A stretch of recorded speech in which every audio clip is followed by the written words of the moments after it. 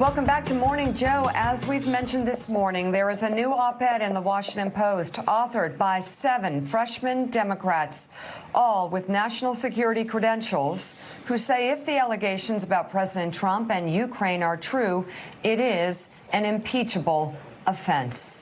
Joining us now, 2 of those 7 House Democrats, Congresswoman Abigail Spanberger of Virginia and Congresswoman Elissa Slotkin of Michigan. We thank both of you for being with us. And I want to seize on those words, if the allegations are true. Well, let's talk about what we already know to be true. Donald Trump had his chief of staff freeze almost $400 million in military aid to a struggling democracy invaded by Vladimir Putin, froze funding despite the fact that it came over from Congress, gave no excuses for freezing that money.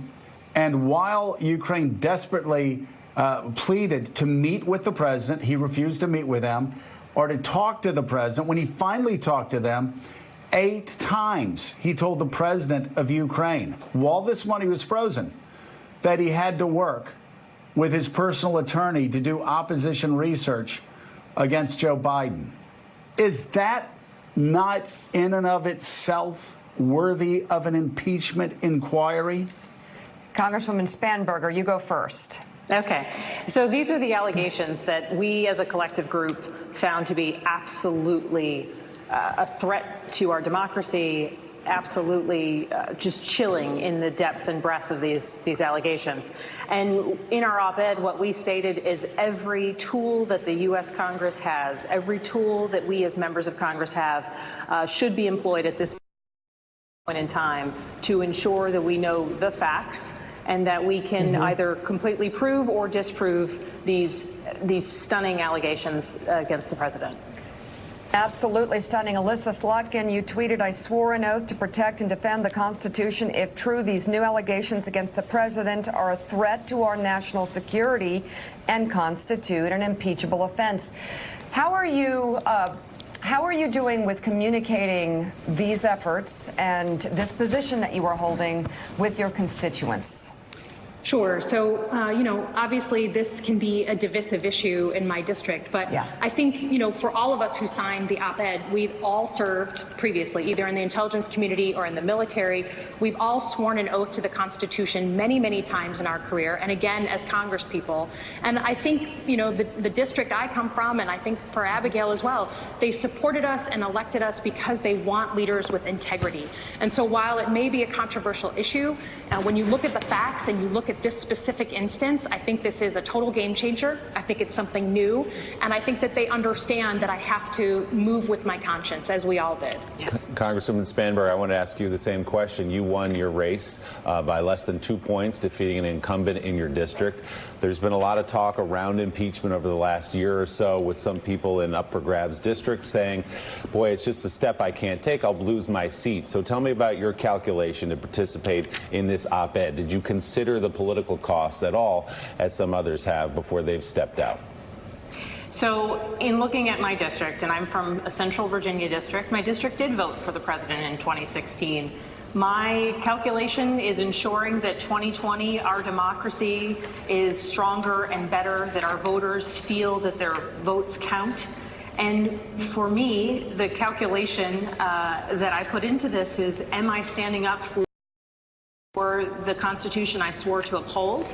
And looking at these allegations, they are so substantial and so deeply concerning that, this doesn't change the fact that we're focused on legislating. We're focused on health care, prescription drug costs, infrastructure, the issues that are deeply important to our constituents, but they also elected us to represent them, as Alyssa said, with integrity. And this is a change. This is uncharted waters where we are right now, and it's important for all of us to stand up and ensure that our voters understand the severity, that our constituents understand the severity of these allegations, and that we are firmly stating that these, if true, are a threat to us all, a threat to our national security, and we need to stand up and make that clear and make it clear to our constituents. The 7 of you who authored this op-ed are being characterized as having national security experience. We should be specific. Congresswoman Spanberger was a CIA officer. Congresswoman Slotkin, CIA analyst, staff of DNI, National Security Council, State Department, served in Iraq, among others. So let me ask you, Congresswoman Slotkin, what specifically to you is different about this than what we saw, let's say, in the case of Russia? What are you seeing in front of you that pushed you to join this op-ed? Sure. I mean, I think the very basic facts that the President of the United States, the Commander-in-Chief, would use the leverage of the United States, in this case, security assistance paid for by American taxpayers, to try and press a foreign government to pull up dirt on a political opponent. That right there, and there is certainly, candidate Trump calling for these things, calling it openly for Russia to help, but there's President Trump, after all we've been through, doing that again and withholding military assistance. And by the way, I mean, people don't remember it, but there is a hot war going on in eastern Ukraine. So you start holding back security assistance, that's a real lever to use with people. But the very basic idea of getting foreign help to influence American political process, that is beyond the pale. So, Representative Slotkin, you were on the staff of the DNI, National Intelligence, during the Bush administration. So the statute calling for this missive to be forwarded to the House Intelligence Committee, the Senate Intelligence Committee, says it shall be forwarded. Do you see, based upon your experience and your knowledge of the statute, is there any wiggle room in there? Is the Justice Department right or wrong? No, there's no wiggle room. And I was there when we were really pushing for whistleblower protections to be applied also to intelligence officers, because for many, many years they were not. Federal employees and other departments were covered, but through the process of pushing through the DNI's office and with help here in Congress, we got those protections for everybody who works for the federal government. They were designed to be airtight.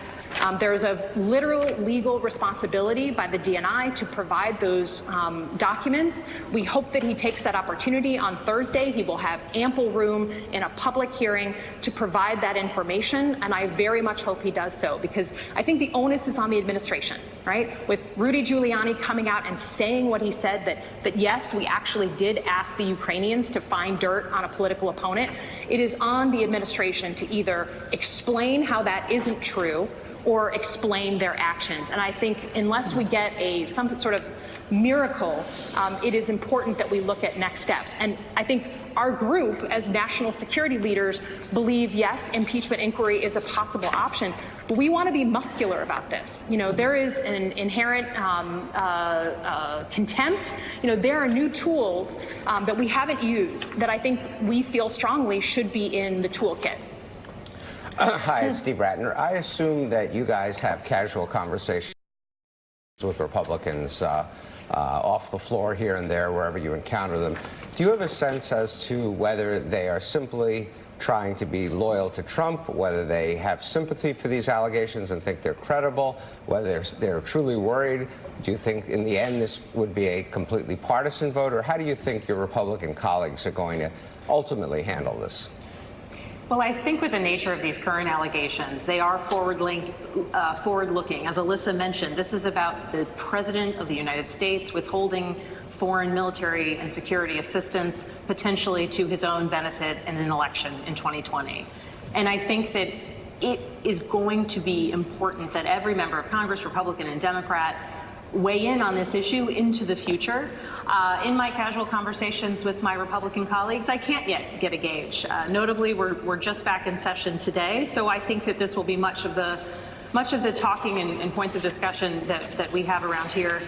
It is my hope that just as we are endeavoring to put country first, that we will see Republicans step forward and put country over party, and certainly over any allegiance to a president who has these significant allegations. And this is about finding the truth. This isn't about partisanship. If these allegations are true, they are highly, highly concerning. They pose a significant risk to our country. And anyone should want to get to the bottom of them, either disproving them or proving them, so we can move forward as a country.